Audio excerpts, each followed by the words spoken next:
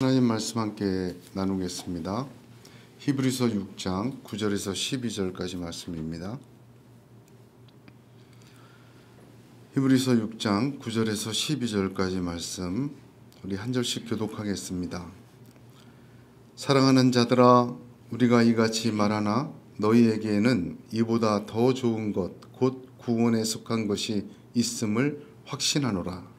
하나님은 불의하지 아니하사 너희 행위와 그의 이름을 위하여 나타낸 사랑으로 이미 성도를 섬긴 것과 이제도 섬기고 있는 것을 잊어버리지 아니하시느니라. 우리가 간절히 원하는 것은 너희 각 사람이 동일한 부지런함을 나타내어 끝까지 소망의 풍성함에 이르러 게으르지 아니하고 믿음과 오래 참음으로 말미암아 약속들을 기업으로 받는 자들을 본받는 자 되게 하려는 것이니라. 아멘.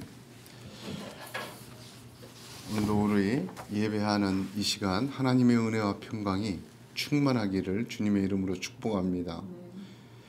도널드 트럼프 대통령 얘기를 자주 하게 되는데 그가 취임한 1월 20일 그 다음 날 그 백악관 집무실에서 거대한 프로젝트 스타게이트라는 프로젝트를 실행할 것을 서명했습니다. 그 스타게이트라는 프로젝트는 5천억 달러, 약 720조 원을 쏟아붓는 어마어마한 프로젝트였습니다. 세계 제2의 소프트웨어 회사가 오러클이라고 합니다. 그 오러클의 레리 앨리슨이라는 창업자와 함께 그것을 서명했는데 무엇인고 하니 AI 히포크라테스, 즉 AI를 의료용으로 개발하는 그런 프로젝트에 서명을 한 것입니다. 그 오러클의 레리 앨리슨은 그 AI의 가장 좋은 선용 최고의 사용은 암의 정복이다. 인류에 그렇게 기여할 수 있다 해서 그 프로젝트를 암 정복으로 명명하고 AI 히포크라테스를 만들겠다. 암의 진단, 암의 치료, 암의 예방, 이게 세 가지 암에 대한 대응이라고 하는데 그 세 가지에 있어서 혁신적인 역할을 하겠다. 그런 그 프로젝트를 진행을 시켰습니다. 암뿐만 아니라 사실은 이 모든 것이 조기 진단이 중요하고 정확한 진단이 매우 중요합니다. 암에 대한 오진율이 약 12% 정도라고 하는데 실제로는 더 많을 수도 있다고 합니다. 발견을 하지 못하거나 잘못 판단을 내려서 잘못된 치료나 대응을 하게 만들어서 병을 더 키우거나 병이 악화되는 경우가 많다고 하는데 이 AI 히포크라테스 프로젝트를 통해서 그런 면을 획기적으로 개선한다 합니다. 사실 지금도 많이 쓰이고 있죠. 사람이 찾아내지 못하는 그런 어떤 부분을 정확하게 찾아내고 진단하는 지금도 어느 정도 사용이 되고 있는 것으로 알고 있습니다. 몸의 질병은 몸을 죽이지만 더 위험한 것은 신앙과 영혼의 질병입니다. 사람이 마음이 병들고 신앙이 병들고 영혼이 병들면 몸도 마음도 망가집니다. 어떻게 보면 겉에 나타나는 몸의 질병의 거의 대부분은 마음과 또 영혼의 질병에서 시작되었다라는 것을 우리는 알고 있습니다. 육신의 암을 정복하기 위해서 5천억 달러, 720조를 쏟아붓고 노력을 하지만 대부분 이 영혼의 질병, 영혼과 육신을 다 죽이고 현재와 미래까지도 사라지게 만드는 신앙과 영혼의 질병에 대한 진단은 각기 나름인 것 같습니다. 성경을 보게 되면 하나님께서는 신앙이 병들고 영혼이 병들고 마음이 병드는 그 진단을 내려주신 것이 있습니다.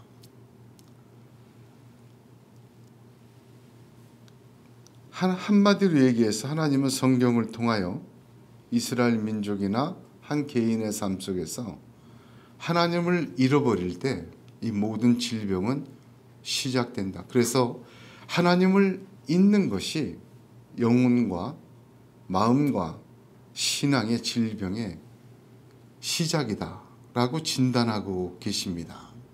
우리를 만드시고 창조하시고 사랑하시고 조성하신 하나님의 진단입니다. 신명기 6장을 보게 되면 그 유명한 쉐마라고 하는 말씀이 있죠. 이스라엘아 들으라 쉐마. 그 쉐마는 예수님께서도 온 율법과 선지자의 강령이라 하셨습니다. 그 쉐마의 내용은 너희는 마음을 다하고 성품을 다하고 힘을 다하여 주 너희 하나님을 사랑하라. 6장 5절에 그렇게 말씀하셨죠. 그리고 이어서 그 쉐마의 말씀을 어떻게 해야 되느냐를 6절부터 계속해서 설명하십니다. 보면은 너는 마음에 새기고 내 자녀에게 부지런히 가르치며 집에 앉았을 때에든지 길에 행할 때에든지 누웠을 때에든지 일어날 때에든지 이 말씀을 강론할 것이며 너는 또 그것을 내 손목에 메어 기호를 삼으며 내 미간에 붙여 표를 삼고 또 내 집 문설주와 바깥문에 기록할지라. 너는 조심하여 너를 애굽 땅 종 되었던 집에서 인도하여 내신 여호와를 잊지 말라. 그렇게 말씀하셨습니다. 내 마음을 다하고 성품을 다하고 힘을 다하여 주 너희 하나님을 사랑하라. 그것이 어떻게 표현되어야 됩니까? 자녀에게 부지런히 가르쳐야 돼요. 길에서든 집에서든 강론해야 돼요. 어떤 환경과 어떤 조건과 어떤 장소와 어떤 속에서도 미관과 손목에 표와 기호를 삼고 집의 문설주와 바깥문에 기록해요. 나타내는 겁니다. 한마디로 이게 무엇입니까? 전체가 하나님을 잊지 말아라. 저는 쉐마를 내 마음과 힘, 성품과 힘을 다하여 주 너희 하나님을 사랑하라. 그것이 이렇게 표현이 되지만 언제든 어디서든 무엇을 하든 어떤 지경이든 하나님을 사랑하라. 나타내라. 말씀을 말씀대로 순종하라. 뭐 그렇게 하는 노력과 헌신으로 증명이 되지만 그 핵심은 언제나 어디서나 무엇을 하든 어떤 지경에 있든 내 하나님을 잊지 말아라. 저는 그렇게 받아들입니다. 하나님을 잊은 백성과 사람은 소망이 없습니다.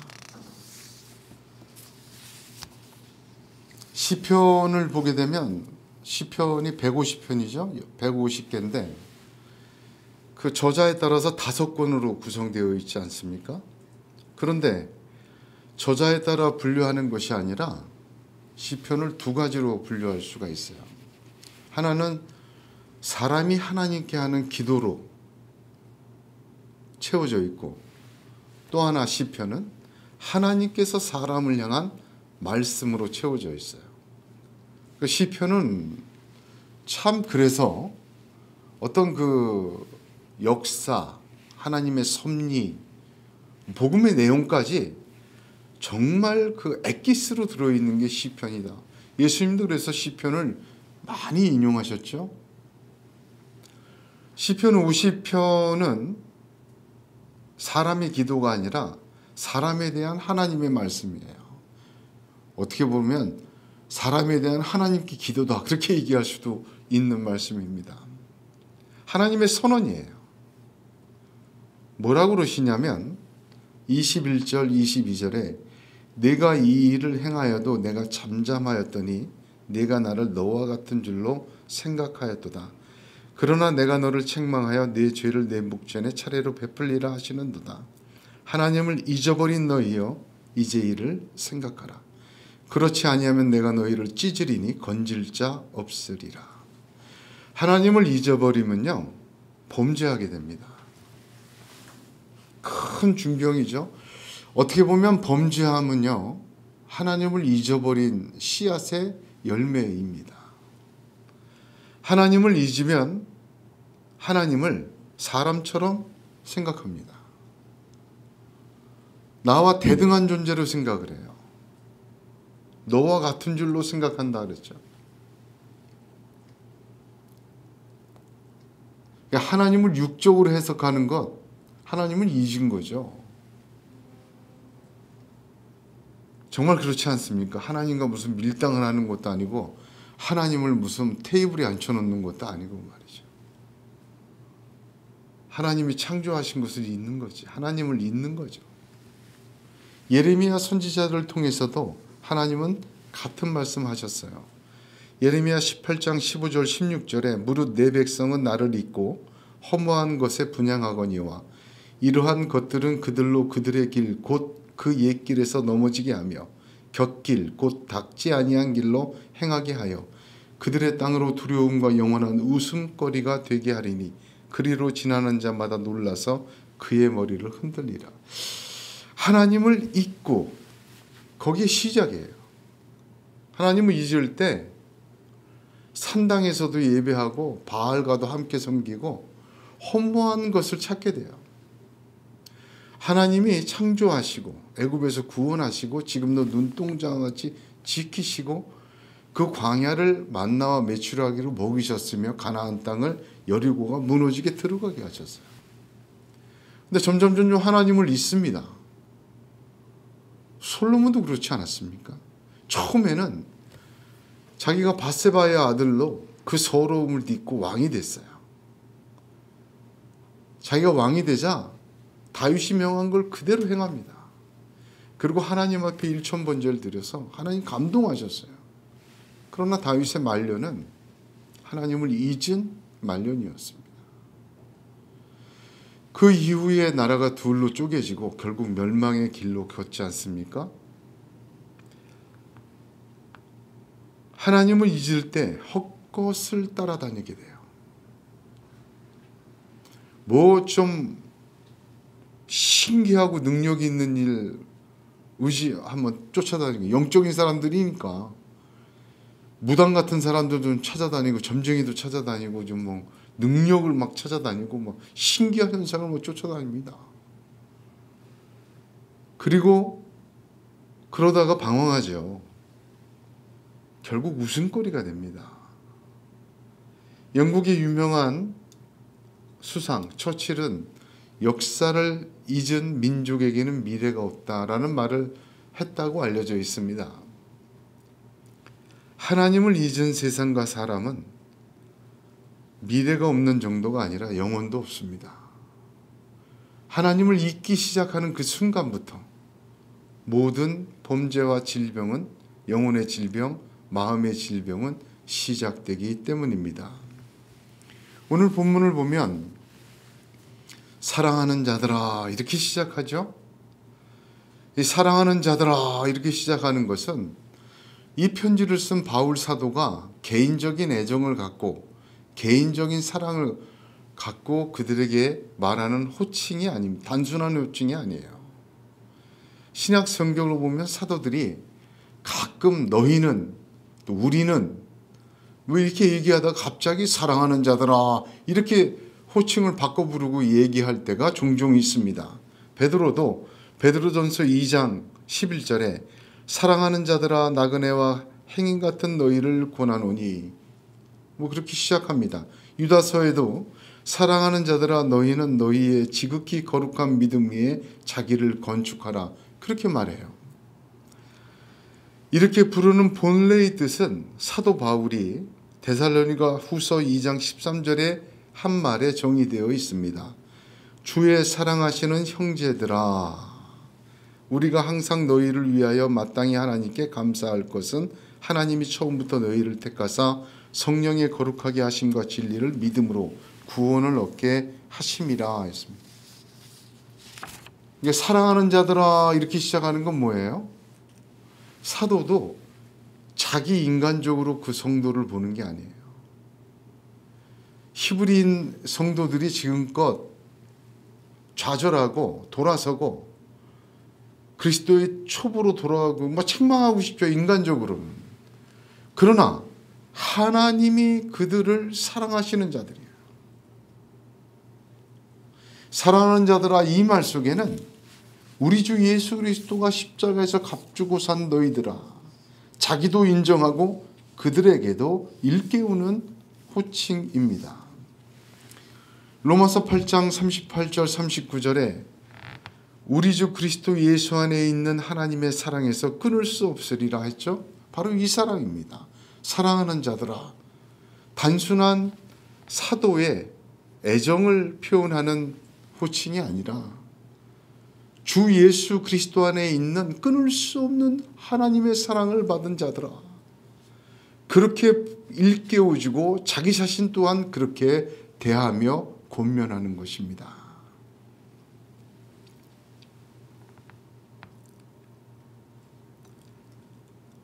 우리가 힘들고 어렵고 지치고 헤매고 방황해도 한 가지 중요한 사실이 있어요. 우리는 이미 하나님의 사랑하는 자들임을 믿으시길 바랍니다. 왜냐하면요, 이것이 하나님을 잊는 시작이기 때문에 그래요. 하나님의 사랑에 의심이 들기 시작하고 하나님의 사랑에 금가기 시작하고 하나님의 사랑에 흔들리기 시작하면 다른 사랑에 넘어가요. 다른 것들을 조금씩 사랑하다 보면 하나님을 이용하려고 하죠. 하나님을 잊어버리게 돼요. 점점 잊어버리게 됩니다. 그건 어쩔 수가 없어요. 다윗도 그랬어요. 솔로몬도 그랬어요. 다윗과 솔로몬에 비하면 우리는 얼마나 약한 자들입니까? 마음과 성품과 힘을 다하여 하나님을 사랑해 나가지 않으면 다른 것들을 조금씩 사랑하게 되다 그 하나님을 잊고 그 하나님의 끊을 수 없는 사랑마저 의심하게 됩니다. 그게 시작이에요. 그래서 제일 먼저 사랑하는 자들아, 그렇게 시작하는 말씀 아닙니까?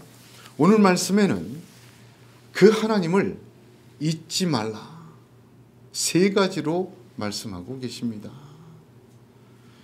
첫 번째 말씀은 9절에 보면 너희에게는 이보다 더 좋은 것 곧 구원에 속한 것이 있음을 확신하노라. 이미 하나님은 우리를 사랑하셨어요. 과거에 어떻게? 구원에 속한 모든 것을 부어주심으로 자신의 사랑을 확증하셨어요. 예수 그리스도 독생자를 이미 주셨어요. 믿는 자에게는 영생을 거저 주셨습니다. 영생을 얻고 하나님 자녀가 된 사람에게는 그 하나님의 사람이 겉사람이 후패하고 속사람이 자라고 거듭나서 하나님의 자녀와 백성으로 자라가도록 성령을 보내주셨어요. 기도의 자리를 주셨어요. 교회를 주셨어요. 또한 믿음을 주셨어요. 거룩한 순종을 주시고 하나님의 말씀을 부어주셨습니다. 모든 것을 이미 다 허락받은 자가 저와 여러분입니다. 저와 여러분에게 우리가 아직 죄인 되었을 때 우리에게 모든 것은 허락하신 하나님의 사랑을 잊지 말아야 합니다. 공동번역을 보게 되면 더 좋은 구원의 축복을 받고 있다는 것을 우리는 확신합니다. 이렇게 번역했고, 새 번역은 여러분에게는 구원에 이르게 하는 더 좋은 것들이 있다는 것을 확신합니다라고 되어 있어요. 그런데 여기 9절에 더 좋은 것 곧 구원에 속한 것이 있음을 확신하노라 할 때 이 속하다라는 단어가 참 중요합니다. 속하다라는 단어는 잉태하다, 에코라는 단어예요. 소유물로 법적인 어떤 것이나 이렇게 장식물로 갖다 놓은 게 아니라 내 배에 잉태해 있는 거예요. 구원에 속한 모든 더 좋은 것이 이미 너희에게 있다. 여러분, 이게 어떤 그림이 상상이 됩니까? 임산부가 태아를 임신하면요, 임산부의 몸은 망가져요. 아이의 뼈를 조성하기 위해서 엄마 몸에 있는 칼슘 다 빼갑니다. 이빨도 다 빠지잖아요. 그래서 엄마 몸이 어떻게 되든 간에 아이는요, 뱃속에 있는 아이는 그 몸을 이루어가고 자라가고 태아로 태어나기 위해서 엄마에 있는 모든 좋은 영양분을 다 빨아갑니다. 여러분, 그 장면을 상상해야 돼요. 더 좋은 것, 구원에 속한, 구원에 잉태된 모든 것을 이미 주셨다래요. 하나님은 우리를 새 생명으로 태어나기 위하여 마치 임산부가 태아를 자라게 하듯 이미 모든 것이 연결되어 허락하고 계세요. 아이가 엄마 뱃속에서 어떻게 엄마 것을 뺏었는지, 태어나서 어떻게 출생했는지 그거 모르죠. 기억이 안 나요. 3살 이전의 것은 기억이 못하니까. 그래서 어떤 목사님이 그런 말씀하셨어요. 우리가 받을 가장 고귀한 사랑은 우리가 기억하기 못하는 시간에 다 먼저 이루어졌다. 그렇죠. 3살 이전에 엄마 뱃속에서부터 정말 말할 수 없는 사랑을 이미 다 받아서 생명이 된 것입니다.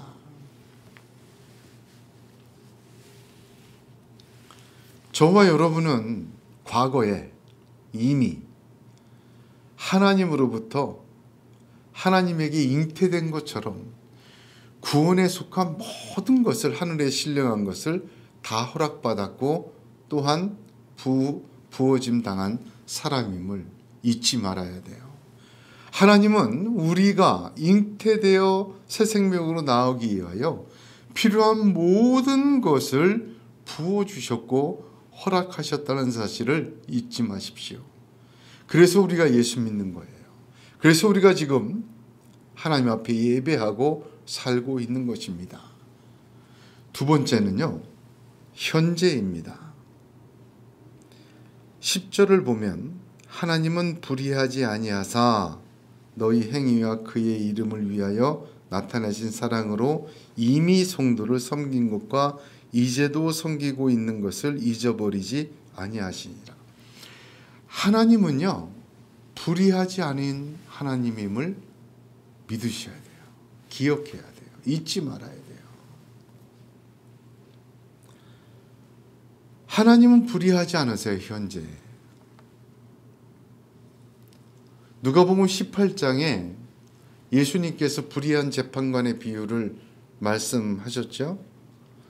근데 그 불의한 재판관의 특징이 어떤 도시에 하나님을 두려워하지 아니하고 사람을 무시하는 한 재판관이 있는데, 자기가 완전히 왕이 된 사람이죠. 불의라는 것은요, 불의한 재판관은 법대로 재판하지 않는 사람이에요. 진리대로 판결하지 않습니다. 자기의 유불리, 뇌물을 받고 판결을 굳게 하며 자기의 유익과 자기의 편의대로 판결하는 사람이 불의한 거예요. 법대로 안 하니까. 하나님은 불의하지 아니하신 하나님임을 잊어버리면 안 됩니다. 하나님은 진리를 따라 의로운 재판장으로 판결하십니다. 하나님은 살아계십니다. 은밀한 가운데 지금 보시고 은밀한 가운데 갚으시는 하나님입니다. 우리가 과거에 섬긴 것도 현재에 섬기는 것도 잊지 않으심을 기억해야 돼요. 이거 참 중요한 말입니다. 오늘 말씀에 섬김의 핵심이 잘 나타나 있는데요. 10절에 보니까 그의 이름을 위하여 나타낸 사랑, 이게 섬김이에요. 얼마나 성경이 놀라운지 모릅니다. 그의 이름을 위하여 나타낸 사랑, 그게 섬김이에요. 섬김은 그래서 자선도 아니고, 자선은 자기께 되죠. 어떤 그런 게 아니에요. 섬김이라는 것은요, 그의 이름을 나타낸 사랑이에요. 그러면 그의 이름을 위하여 나타낸 사랑, 얼마나 아름다운 표현입니까? 자기 이름을 위하여 자기 영광을 위하여 나타내는 섬김은 자기가 이미 상을 다 받는 거죠. 하나님의 이름을 나타내기 위하여 그 사랑을 드러내기 위하여 섬기는 것 하나님 잊지 않으시는 거예요. 여러분 이런 섬김은요 하나님과 나만의 비밀에 속할 수도 있습니다. 세상은 알아주질 않아요.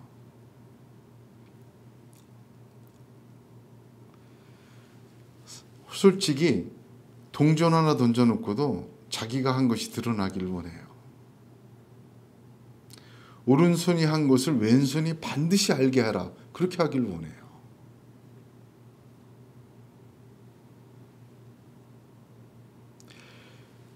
섬김이라는 것은요. 하나님의 이름을 나타내기 위한 사랑이에요. 그 사랑을 나타내기 위한 것이에요. 그것은 하나님과 나만의 비밀입니다. 때로는 조롱받을 수 있어요. 때로는 평가자라 됩니다. 때로는 오해받을 수 있어요. 때로는 멸시당하고 무시당할 수도 있습니다. 어떻게 보면 그의 이름을 나타낸 헌신은 하나님과 나만의 비밀이기에 아무 소득 없는 안개와 같이 사라지는 허무한 것이 되고 마는 것으로 생각될 수가 있습니다. 그러나 하나님은 그런 섬김 불의하지 않으세요. 잊지 않으십니다. 그 하나님을 잊지 마십시오. 하나님은 불의하지 않으십니다. 교회 봉사도 그렇고 남을 섬기는 것도 그렇대요. 여러 가지 수고가 있습니다만 여러분 그런 섬김에 하나님과 나만의 비밀이 있기를 주님의 이름으로 축복합니다. 예수님은요. 요한복음 4장 32절 34절을 보면 가라사대 내게는 너희가 알지 못하는 먹을 양식이 있느니라. 예수께서 이르시되 나의 양식은 나를 보내신 이의 뜻을 행하며 그의 일을 온전히 이루는 이것이라. 뭐합니까? 제자들이 너희들은 모르는 하나님과 나만의 비밀이 있다. 나를 보내신 하나님의 뜻을 온전히 이루고 그의 이름을 나타내고 그의 사랑을 드러내는 하나님과 나만의 비밀이 우리 주 예수 그리스도처럼 저와 여러분에게도 이 땅을 사는 중에 꼭 있기를 축복합니다. 자기 상을 여기서 다 받고 여러분 그건 얼마나 허무합니까? 하나님은 불의하지 않으십니다. 그 하나님을 잊지 마십시오. 우리의 섬김이 하나님의 이름을 위하여 나타낸 사랑 되시기를 주님의 이름으로 축복합니다. 세 번째로 미래에 대한 것이죠.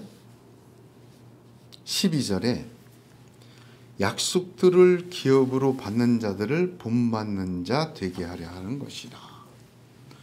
약속들을 기업으로 주시는 하나님을 잊지 마십시오. 그래서 오늘 세 가지 잊지 말라는 거예요. 과거에 이미 다 받음을 잊지 마십시오. 주신 하나님을. 현재에 불의하지 아니하시는 하나님을 잊지 마십시오. 앞으로 그 약속하신 것을 기업으로 다 받게 하실 하나님을 잊지 마십시오. 그 말씀입니다. 여러분 믿음이란 믿음의 대상이 누구입니까?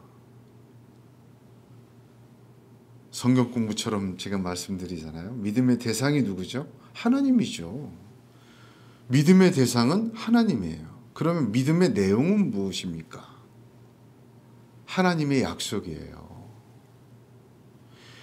믿음의 대상이 하나님이면 믿음의 내용은 그 하나님이 약속하신 말씀들, 성경 말씀입니다. 이 믿음의 내용이에요. 믿음의 통로는 무엇입니까? 예수 그리스도예요. 왜?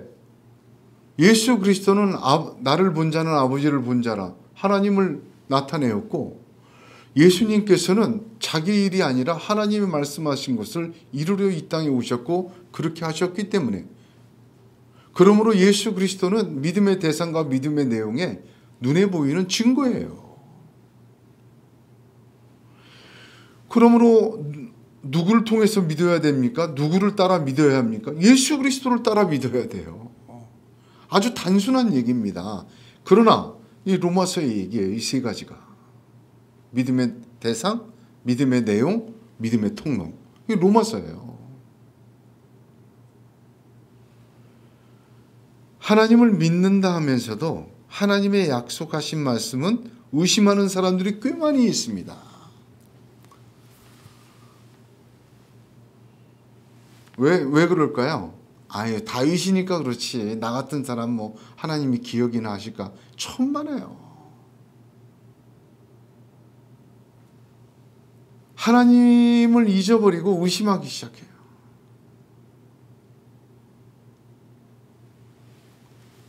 하나님을 믿고 하나님의 약속하신 말씀을 믿지 않는 것은 이건 뭔가 맞지를 않는 얘기죠. 더 정확하게 얘기하면 그 믿음은 가짜예요. 예수님을 믿는다 하면서도 예수님의 십자가 부활은 믿지 않는 사람들도 얼마나 많은지 몰라요.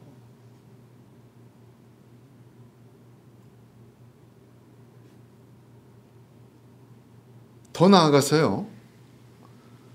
예수로 말미암아 믿음으로 구원을 얻어놓고 예수님이 장래에 약속하신 재림과 심판을 받아들이질 않아요.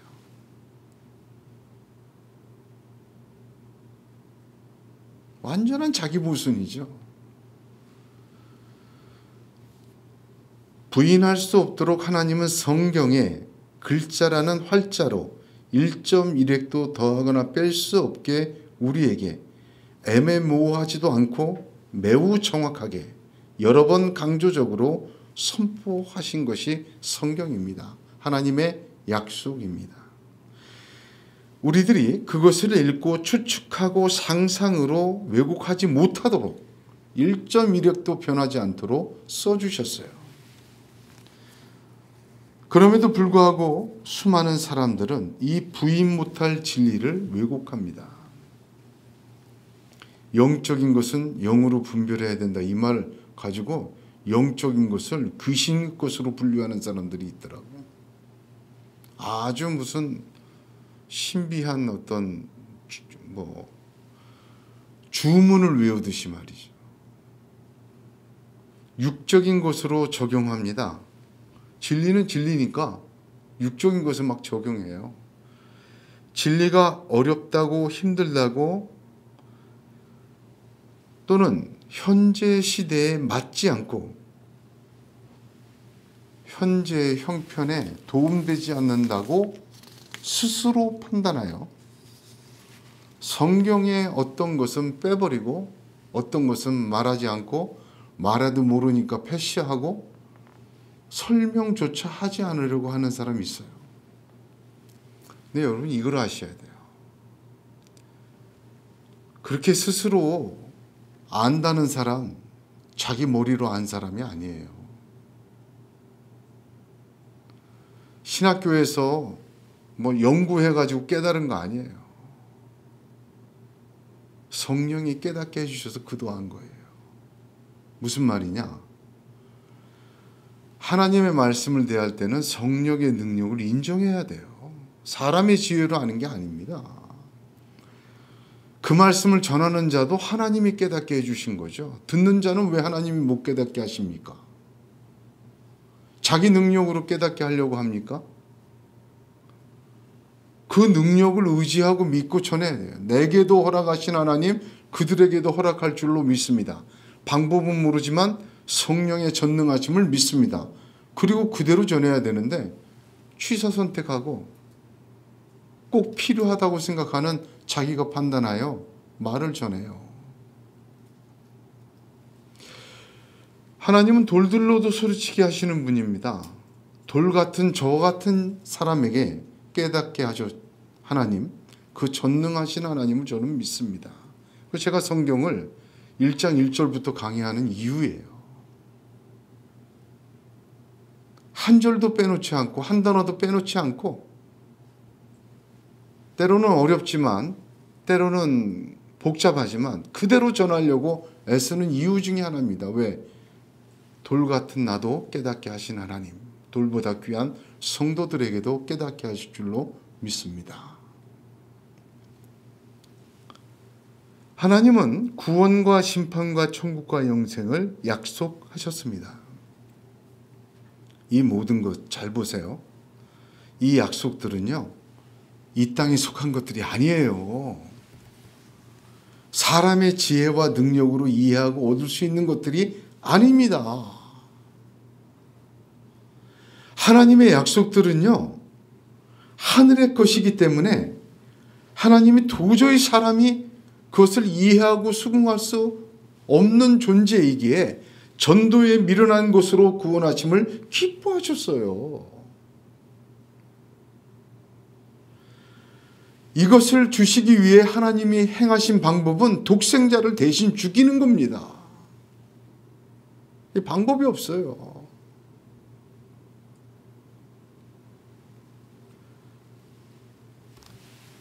하나님의 약속은, 미래의 약속은 믿음으로 받는 겁니다.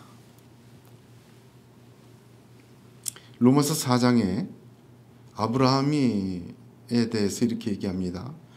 그가 백성하나 되어 자기 몸에 죽은 것 같음과 사라 이때에 죽은 것 같음을 알고도 믿음이 약하여지지 아니하고 믿음이 없어 하나님의 약속을 의심하지 않고 믿음에 견고하여져서 하나님께 영광을 돌리며 약속하신 그것을 또한 능히 이루실 줄을 확신하셨으니 그러므로 이것을 저에게 의로 여기셨느니라. 여러분, 아브라함 믿음의 핵심, 의로 여김받는 믿음의 핵심에 5번이나 믿음이 나와요.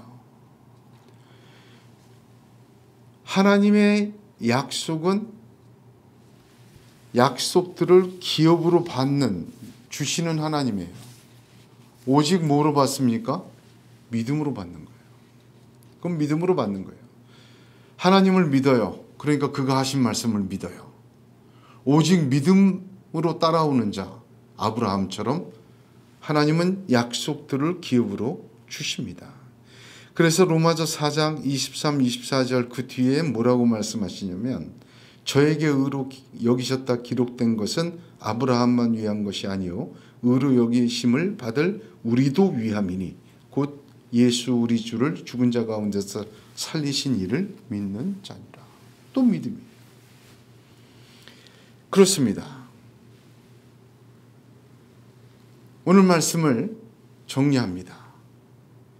하나님을 잊는 것, 영혼과 마음과 신앙의 질병의 시작입니다. 과거에 잉태하듯이 모든 구원에 속한 더 좋은 것을 이미 주신 하나님을 잊지 마시기 바랍니다. 현재 하나님의 이름을 나타내어 그 사랑을 드러내기 위한 섬김을 하나님은 잊지 않으십니다. 하나님은 불의하지 아니하시는 하나님임을 잊지 말아야 합니다. 현재, 미래, 하나님은 약속들을 기업으로 얻게 하실 하나님임을 잊지 말아야 돼요.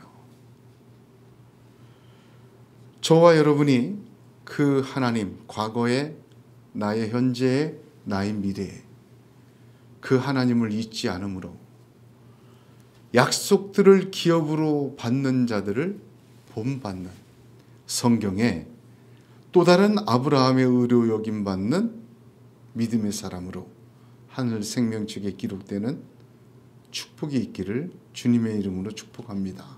기도하겠습니다. 은혜와